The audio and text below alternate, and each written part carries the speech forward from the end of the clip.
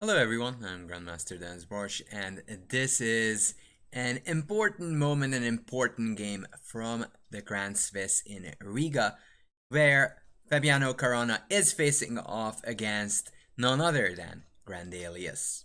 Now, Grandelius was holding on greatly in this game, and what's most fascinating in this matchup is that even though the situation right now is approximately even, Fabiano finds his way. Now the first move he makes is g5, and g5 is a very strong move, gaining a little bit of space on the king side. Meanwhile, you can say that black is a little bit inferior on the other side of the board. There's some threats of knight c5, and these pieces are rather passive. However, Grandelius really doesn't have any ways to go further. Knight g1, h5. These are very, very strong moves, trying to hog some space away from Nils. Knight e2, h4. And even though g5 was somewhat of a standard move, but you can't say the same thing about h4. The benefit of h4 is going to be seen in roughly like 10-15 moves. For now, we can say that black is the one gaining some space on the king side, sort of balancing out the negative effects on the other side of the board. So that's actually countered, and actually there is going to be some heavy play on the king side, but more about that later. Knight c3, f5. Now Fabiano is actually setting up a plan of creating a passed pawn on the king side with ideas such as g4, and if trades happen, you will have a potential chance of creating a side pawn. Let's say white goes knight a4, black can go g4, and after an eventual trade, this h-pawn can potentially become a passed pawn and maybe even a queen. Knight f2, knight e2. Grandelius is alert and tries to sort of dissuade Fabiano from doing so. If g4, there is this knight f4 move. So king f6, knight d2. And what makes Fabiano such a great player is his inventiveness and resourcefulness in positions like this, where it leaves and seems kind of balanced. But in reality, his position is already slightly preferable. So knight d8, which is a very nice move, saying, hey, the knight really doesn't do too much. And it would be much more useful attacking the same pawn from e6, guarding that square and take away that square from that knight, which makes this a great plan by Fabiano Caruana. Rook c3, bishop d7.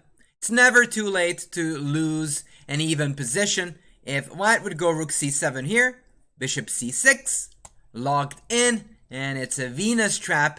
That fly ain't getting out. Nope. It's staying right there. Ain't going nowhere. Bishop d7, knight b3, knight e6. Getting the pony out, putting the pressure, and still blockading those entry squares. Knight c5, knight takes c5, rook takes c5. So Grandelius did succeed. Still, if g4, there's knight f4, and it's not quite clear how black can hope for a win. Now, a win is crucial. This is round 8. If Fabiano, or for that matter, Grandelius does not win, their chances of actually qualifying for the candidates sort of dwindle. So therefore, Fabiano says, okay, I can play g4 anytime I like. I don't have to do it now and allow knight f4. So I will just make a king walk over to the center, make sure this pawn is defended, and maybe then.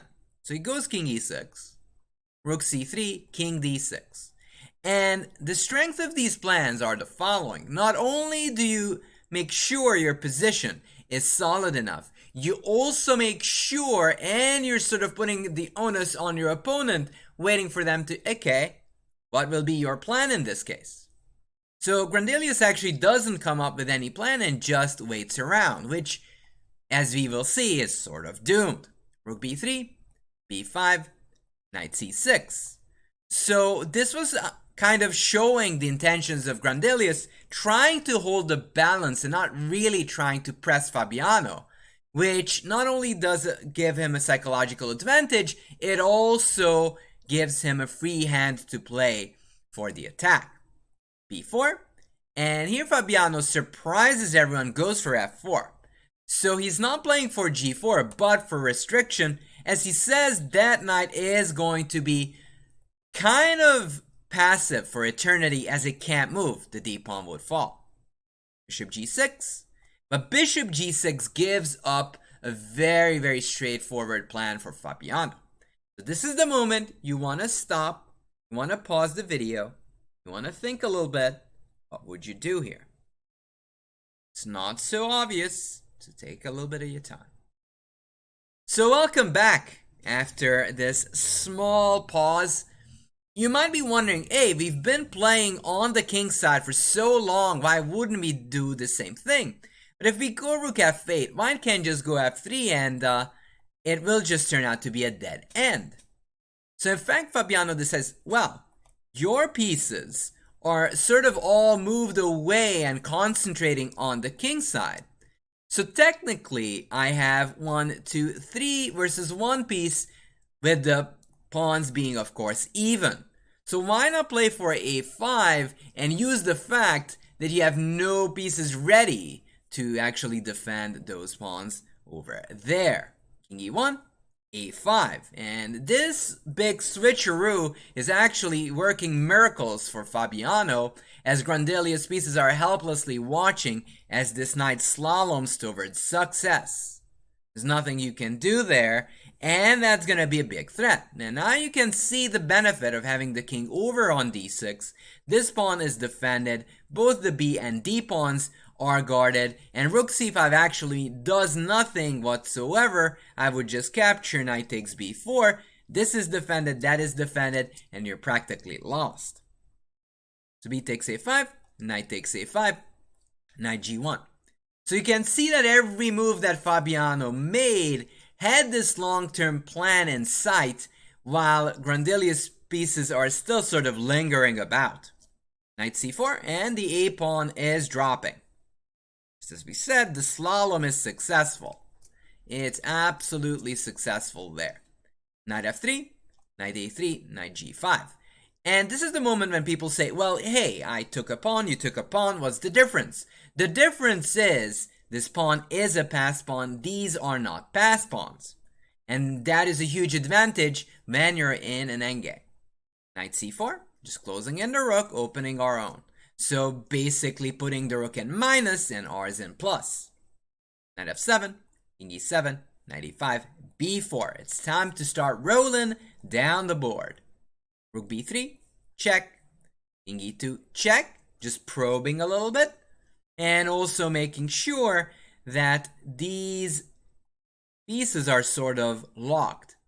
And sometimes they do give these checks just to probe and put pressure on the opponent. It may not be the objectively best move, but in case you can repeat, they always do. Check. Bishop a4. And suddenly that king is in huge trouble. Rook takes. Check. King e1. Of course, if king d3, rook a3, and that is a surprising checkmate. The king over there can't move anywhere, and that is game. That is game, which would be pretty nasty. There's no way out. Those squares are all covered. So, of course, Grandelius does not fall for that cheapo. Check. King e2, check again. Again, some psychological warfare going on by Fabiano. Knight takes. Now, you can't really capture back due to the check, and you lose the bishop. You couldn't do the same thing before, because if you take here, the knight captures with a check. So it was paramount that he took on e5. Rook b1. And this is critical moment number 2. It seems like Grandelius wiggled out of this trouble, but that's not so. So again, take a little bit of time, take a deep breath, and wonder. Yes, the bishop is hanging. This guy is hanging. This fellow is hanging. Can Fabiano untangle? Welcome back. Well, the answer is Yeah, there is an answer, and Fabiano is always spot on, even if it's the 5th hour of playing the game, which is, let me tell you, is not easy at all. So he goes for this spectacular move of pawn to f3. Now, if you would take here, bishop takes, this wouldn't be as successful for black, because if you do the same thing, g takes, and you have two pieces under attack. However, f3 sets up a scenario where these pawns are going to be absolutely weak. And of course, you can't really take here because fg and the pawn promotes. You don't have enough time to scoot away and stop that intruder from turning into a lady. So that's to take. Knight takes, rook takes, bishop takes f3. And this is the moment you have to take some stock. And here's what we see. White has a rook versus bishop and knight, and that bishop and knight is just much stronger than rook. And in fact, there is a target on h3. So not that only that, once that pawn is gone, it's gonna just promote. So let's see how he wins this. King d2, bishop e4. Technical part number 1, make sure all of your pieces are over defended. You can't really say the same thing for white, that h, d, and f pawns are chronic weaknesses. They're going to be weak all throughout. Bishop f5, hitting that pawn and actually readjusting, going to attack it while controlling the d pawn. h1, not a happy square for the rook. King f6, rook h2, knight h8. And knight h8 is a great move. Again, very psychological. It sets up plenty of plans of going c4 or coming knight g5, knight h3. But for white, he has to or she has to actually aim for both. So if you're or someone, you're praying this out, what makes this position so dramatic is that the white player, whomever it be, will have to defend and suspect and have a plan for knight c4 and knight g5. Now, Grandelius, he decides to go f3, and he is trying to wait it out, but Fabiano just doesn't care. He waits again. Rook h1, bishop e6, knight e7. Now you'll have to, again, adjust to a new kind of plan. King f4, knight f5, going for the d-pawn. Rook d2, rook d1, knight g3. And that's actually the hard part. You see these knight jumps going all around the board. You expected it to attack the pawn from f7, but in reality it came from g3, and your whole concept is kind of thrown out the window. Rook d2, knight h5, king e3, king g5. And unfortunately here, for Grandelius, he goes back, then there is knight f4, and the h-pawn is dropping. And therefore, Grandelius here resigned. So, what do we learn and what did we learn from this game all alone? Well, what we learned is that you can be consistent if you gradually gain space, if you gradually over-defend your pieces, you shift the attention from one side to the other, you may even be able to win a balanced position. So play like Fabiano. Do leave a comment if you would want to. Leave a like if you like this video. And thank you for watching. Have a good day or night wherever you are.